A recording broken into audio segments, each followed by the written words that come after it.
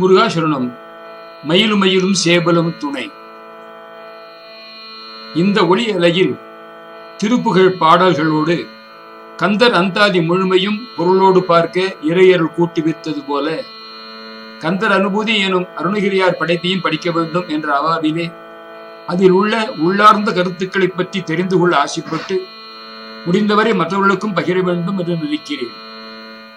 உட்பொருள் உணர்த்தி பக்தி ஞான அருள் வழிகாட்டும் கந்தர் அனுபூதி என்னும் தலைப்போடு எரி அனுபூதி பெற தீவிரமாக முயற்சிக்கும் பக்தர்களுக்கும் சாதகர்களுக்கும் வழிகாட்டும் இன்றியமையாத ஒரு உயரிய ஆய்வாக கருணிக்க அருணகிரி எனும் அருணகிரிநாத குருநாதர் அவருடைய கந்தர் அனுபூதியை ரிஷிகேஷ் ஸ்ரீ ஸ்ரீ சுவாமி சிவானந்தரின் ஆசிரமத்தின் ஸ்ரீ NV கார்த்திகேயன் என்பவர் ஸ்ரீ ஸ்ரீ சுவாமி சிவானந்தர் அவர்களின் கந்தர் அனுபூதிக்கான ஞான விளக்க உரையை ஆங்கிலத்திலும் அதன் தமிழாக்கத்தை முனைவர் ஸ்ரீ கி பாலகிருஷ்ணன் அவர்கள் வழங்கியதையும் 2019 ஆண்டு புத்தகமாக தி எசோட்டெரிக் கந்தர் அனுபூதி revealing the hidden teaching of the 51 verses of the Kandar Anubhuti as a treatise on Advaitic realization.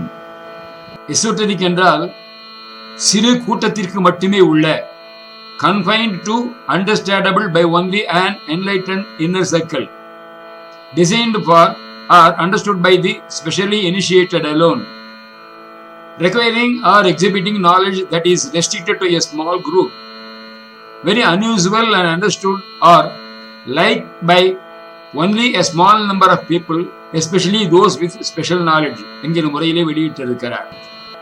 இணையதளத்திலே அவர்கள் பதிவேற்றம் செய்திருக்கிறார்கள். கந்தர் அனுபூதிக்கு கணிகிமணியார் ஸ்ரீ செங்கல்வராய பிள்ளை, வாரியார் சுவாமிகள், பாக்கீச கலாநிதி ஸ்ரீ கீவா ஜெகநாதன், திருப்புகழ் அடிமை திரு நடராஜன் போன்ற சான்றோர்களும் மாந்தோர்களும் உரை வழங்கியிருக்கிறார்கள். குஹன், அருணகிரியார், சுவாமி சிவானந்தர் ஆகியோர் திருவடிகளை தொழுது ஸ்ரீ கார்த்திகேயன் அவர்களின் தொண்டை மனமாற பாராட்டி அவர் திருவடி துகளை சிறமேற்கொண்டு குருதேவர் சுவாமி ஸ்ரீ ஸ்ரீ சிவானந்தருக்கு சமர்ப்பணம் செய்து அந்த புத்தகத்தில் உள்ளதையும் மற்ற ஆண்டோர்களின் சில கருத்துகளையும் சேர்த்து படிக்க இருக்கிறேன்.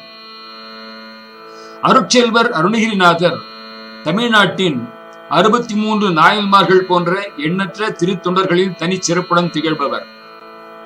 அவர் அருளி செய்த ரகசிய உட்கருத்துக்கள் கொண்ட கந்தர் அனுபூதி ஒரு ஆழ்ந்த மெய்யியல் மற்றும் ஆன்மீக தத்துவ நூல்.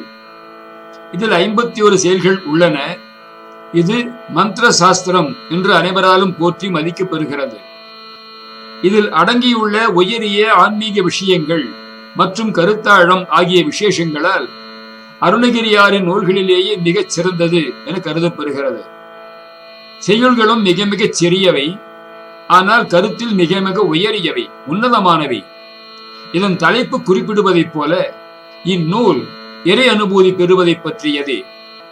சில கந்தர் அனுபூதி பதிப்புகளில் 100 செய்யுள்கள் இருக்கின்றன. எனினும் பிந்தைய 49 செயல்களும் பின்னர் சேர்க்கப்பட்டவை என்றும் அருணகிரியாரால் இயற்றப்பட்டதல்ல என்றும் அனைவராலும் கருதப்பெற்று பொதுவாக நிராகரிக்கப்படுகிறது. சிவபெருமானின் ஆன்மீக சக்தியிலிருந்து தோன்றிய மைந்தனின் பல பெயர்களிலே ஒன்று கந்தன், சம்ஸ்கிருதத்திலே ஸ்கந்தன். கந்த பெருமான் ஷண்முகன், கார்த்திகேயன், குகன், வேலாயுதன், முருகன், ஆறுமுகன் போன்று பல திருநாமங்கள் கொண்டவர். இவர் பகவான் கணேசரின் இளைய சகோதரர். அனுபூதி என்பது ஒரு சம்ஸ்கிருத சொல். அப்படியே அதே அர்த்தத்தில் தமிழிலும் கையாளப்படுகிறது. அனுபூதி என்றால் நேரடியான அல்லது சொந்த இறை அனுபவம், அதாவது ஜீவாத்மா பரமாத்மாவுடன் ஆன்மீக ஐக்கியத்தை அடைவது. இதுவே இரண்டற்ற அல்லது அத்வைத ஐக்கிய நிலை என்று வேதாந்த சாஸ்திரங்களிலே குறிப்பிடப்படுகிறது. இதுதான் ஆத்ம சாட்சாத்காரம் அல்லது நேரடியான சுய அனுபவம். எனவே கந்தர் அனுபூதி என்பது கந்த பெருமானின் நேரடியான அனுபவம் அல்லது கந்த பெருமானுடன் தெய்வீக ஐக்கிய அனுபவம். மேலும் அருணகிரியாருக்கு ஸ்கந்த பெருமான் வெறும் இஷ்ட தெய்வம் மட்டுமல்ல, ஆனால் அவரே பல பாடல்களில் வெளிப்படுத்தியுள்ளபடி கந்த பெருமான் எல்லையில்லா பரம்பொருளும் பரபிரம்மமும் ஆவார். ஆகவே எளிய சொற்களில் சொல்லுவதானால் கந்தர் அனுபூதி என்றால் இறை அனுபவம் அல்லது இறைவனின் சாட்சாத்காரம் என்றாகும். அருணகிரியார் அருளியவற்றில் தலை சிறந்தது கந்தர் அனுபூதி. இது 51 செயல்களை மட்டுமே கொண்ட மிக சிறப்புடைய படைப்பாக இருந்தாலும் ஆன்மீக ஞானத்திலே மிக உயர்ந்ததாகவும் ஆழமான கருத்துகள் நிறைந்ததாகவும் இருக்கிறது. கந்தர் அனுபூதி நூலும் மூர்த்தியிலே சிறிதானாலும் கீர்த்தியில் மிகவும் உயர்ந்தது. பரம்பொருளை நாடும் ஆன்மீக சாதகர்களுக்கு இது ஒரு அரிய ஞான பொக்கிஷம் மற்றும் இறைவன்பால் அன்பு பாராட்டும் பக்தர்களுக்கு இது ஒரு பக்தி சுரங்கம். பக்தி மற்றும் ஞானம் ஆகிய இரண்டும் மர்மமாக கலக்கப்பட்ட ஒரு அசாதாரண கவிதை படைப்பு. பக்தியும் ஞானமும் ஒன்றை ஒன்று மிஞ்சுகிறது. இதயத்தை தொட்டு தூய உணர்வுகளை தூண்டுகிறது. அதே சமயத்திலே புக்திக்கு அப்பாற்பட்ட ஆழமான சிந்தனைகளை தூண்டுகிறது. இது ஒரு மந்திர சாஸ்திரம் அல்லது மறைபொருள் தத்துவ ஆய்வு நூல் என்றும் முனிவர் திருமூலர் அருளி செய்த திருமந்திரம் எனும் புகழ்வாய்ந்த மந்திர சாஸ்திர நூலுக்கு இணையானது என்றும் கருதப்படுகிறது. இதிலிருந்து இதன் மகத்துவத்தை நாம் அறியலாம். திருமூல முனிவர் ஒரு வருட காலம் சமாதியில் ஆழ்ந்திருந்து வெளிப்பட்ட பிறகு ஒரே ஒரு மந்திரத்தை அளித்துவிட்டு திரும்பவும் சமாதியிலே ஆழ்ந்து விடுவார். இவ்வாறாக 3000 மந்திரங்கள் கொண்ட படைப்பு திருமந்திரம். சைவ சித்தாந்தத்தின் 12 திருமுறைகளில் திருமந்திரம் 10வது திருமுறையாக போற்றப்பெறுகிறது. அதே போல கந்தர் அனுபூதி கந்த பெருமானின் முருகவேள் 12 திருமுறைகளிலே 10வது திருமுறையாக அவரது பக்தர்களால் போற்றப்பெறுகிறது. இவ்வாறாக கந்தர் அனுபூதியின் மகிமை மற்றும் மகத்துவத்தை ஓரளவு தெரிந்து கொள்ள இயலும். ஆனால் அதன் முழு மகத்துவத்தையும் சக்தியையும் உண்மையிலேயே ஒருவன் உணர வேண்டுமானால் அது அவன் இதயத்திலே அமர்ந்து அவனது அனுபவமாகவே ஆக வேண்டும். கந்தர் அனுபூதி நூலில் வெளிப்படையாகவும் பூடகமாகவும் பல மந்திரங்கள் உள்ளது என்று சரியாகத்தான் நம்பப்பெறுகிறது. பெருமானின் பெயர்களான முருகன், கந்தன், ஷண்முகன், குகன், வேலவன், ஆறுமுகன் ஆகிய அனைத்துமே தனித்தனி மந்திரங்கள் தான். கந்தர் அனுபூதியிலே இம்மந்திரங்கள் நிறைந்திருக்கின்றன. மேலும் பல செய்யுள்களில் பல மந்திரங்கள் சூத்திர வடிவங்களிலே மர்மமாக இருக்கின்றன. உதாரணத்திற்கு வேலும் மயிலும் துணை, நாதா குமரா நம, இறையோன் பரிவாரம், குருவாய் வருவாய் அருள்வாய் குகனே என்று இருப்பதை குறிப்பிடலாம். இம்மந்திரங்கள் விளக்கங்களை அந்தந்த செய்யுளின் விளக்கு உரையிலே காணலாம். கந்தர் அனுபூதி ஒரு மந்திர சாஸ்திரம் என கருதப்படுவதற்கு இன்னும் ஒரு காரணமும் இருக்கிறது. மந்திரம் என்பதற்கு சொற்பொருள் விளக்கம் மனநாத்து திராயத்தை இதி மந்திரக. எதை திரும்ப திரும்ப ஜபம் செய்வதால் அல்லது தியானிப்பதால் ஒருவன் சம்சார சக்கரத்திலிருந்து விடுபடுகிறானோ காப்பாற்றப்படுகிறானோ அது மந்திரம் எனப்படுகிறது. உண்மையில் இந்த நூலின் மறைபொருள் மற்றும் இது சுட்டும் கருத்துக்களை ஒருவன் ஆழ்ந்து சிந்தித்து தியானித்து வந்தால் போதும் அதுவே அவனை பந்தத்திலிருந்து விடுவித்து முக்தியை அளித்துவிடும். கந்த பெருமானும் வேலும் ஒன்றே. வேல் அற்புத சக்திகளை கொண்ட ஒரு திவ்ய ஆயுதம். அதை கொண்டு முருகன் அசுரர்களை வதம் புரிந்தார். அந்த வேல் பூரண ஞான ஸ்வரூபம். அது உள்ளிருக்கும் அசுரர்களான அல்லது எதிரிகளான அவித்யை அறியாமை, காமம் ஆசை மற்றும் கர்மம் கர்ம பலன் ஆகியவைகளை அழித்து ஒழித்து ஜீவர்களை பிறப்பு இறப்பு பந்தத்திலிருந்து விடுவிக்கிறது. வேல் ஒரு மர்மமான தெய்வீக சக்தி. அருட்செல்வர் அருள்கிரியாரும் இதனை மந்திர நூல் என்று தனது திருப்புகழிலே குறிப்பிட்டிருக்கிறார். கந்தர் அனுபூதி நூலில் உள்ள 51 செய்யுள்களில் வேலிடம் அப்படிப்பட்ட நேரடியாக பிரார்த்தனைகள் செய்யப்பட்டிருக்கின்றன. இக்காரணத்தினாலும் இந்த நூல் ஒரு மந்திர சாஸ்திரம் என்று கருதப்படுகிறது. ஆக பெருமானின் பெயர்களான மந்திரங்களால் நிரம்பப்பட்டு இருப்பதாலும் சூத்திர வடிவத்தின் மர்மமாக மந்திரங்களை தன்னகத்தை கொண்டிருப்பதாலும் இம்மந்திரங்களில் ஒருவன் உச்சரித்தும் தியானித்தும் வந்தால் அவை அவனை சம்சாரத்திலிருந்து விடுவிப்பதாலும் அறியாமையை அழிக்கும் தெய்வீக சக்தி படைத்த வேலின் மேல் தியானமும் அந்த வேலிடம் பல தடவை பிரார்த்திப்பதாலும் இந்த அற்புத மந்திர சாஸ்திரமான கந்தர் அனுபூதியை ஒருவன் தினசரி பாராயணம் செய்து வந்தால் அவன் எதை எவ்விதத்திலே வேண்டுமென்று நேர்மையாக பிரார்த்தனை செய்கிறானோ அதை அவ்விதத்திலேயே தந்திடும் சக்தி அதனிடம் இருக்கிறது. எனவே கந்த பெருமானின் பக்தர்களுக்கு கந்தர் அனுபூதி தினமும் பக்தி பரவசத்துடன் பாராயணம் செய்யப்படும் ஒரு தெய்வீக நூல். கந்தர் அனுபூதி நூலிலிருந்து ஒரு செய்யுளையோ அல்லது செய்யுளின் ஒரு பகுதியையோ மட்டுமே உச்சரித்து பிரார்த்தனை செய்ததன் மூலம் தாங்கள் பெற்ற அற்புத பாதுகாப்புகளை விவரிக்கும் பல பக்தர்கள் இன்றும் கூட காணலாம். அவ்வாறான நிகழ்வுகளில் 1-2 கந்தர் அனுபூதியை அனுதினமும் பாராயணம் செய்து வந்த பக்தன் ஒருவன் ஒரு நாள் ஒரு கிராமத்திலிருந்து இன்னொரு கிராமத்திற்கு ஒரு காட்டு வழியிலே சென்று கொண்டிருந்தான். வழியில் திடீரென்று ஒரு திருடன் வந்து அவனை மிரட்டினான். அப்பொழுது அவன் தன்னிடமிருந்த ஒரு வெற்றிலையின் காம்பை கிள்ளி அதை தனது வேலை பாய்ச்சி அசுரின் சூரபத்மனின் தெய்யத்தை தொலைத்தழித்த ஓ வேலாயுத பெருமானே, தொலைவட்டுருவத்தொடு வேலவனே என்று சொல்லி திருடனை நோக்கி எரிந்தான். அந்தோ என்ன ஆச்சரியம்! அந்த வெற்றிலை காம்பே வேலை போல வேலை செய்து அந்த திருடனை தாக்கி அந்த இடத்திலேயே கொன்றுவிட்டது. இரண்டாவது, சென்னையைச் சேர்ந்த சைவ சித்தாந்த மகா சமாஜம் கந்தர் அனுபூதி என்ற ஒரு புத்தகத்தை அனைத்து செயல்களின் மூலம் மற்றும் அதனதன் சக்கரம் மூலமந்திரம் அவைகளுடன் பதிப்பித்திருக்கிறது. அந்த சமாஜத்தின் துணை காரியதரிசியான ஸ்ரீ MP தியாகராஜ முதலியார் அவர்கள் இப்படைப்பை அளித்தவராவார். கந்தர் அனுபூதி செயல்கள் மற்றும் எந்திரங்களிலே சித்தி அடைந்தவரும் மற்றும் எந்திரங்களையும் மூல மந்திரங்களையும் தன் தியானத்திலே பெற்றவருமான ஒரு சன்னியாசியிடமிருந்து முதலியார் அவர்கள் அவற்றில் உபதேசம் பெற்றிருந்தார்.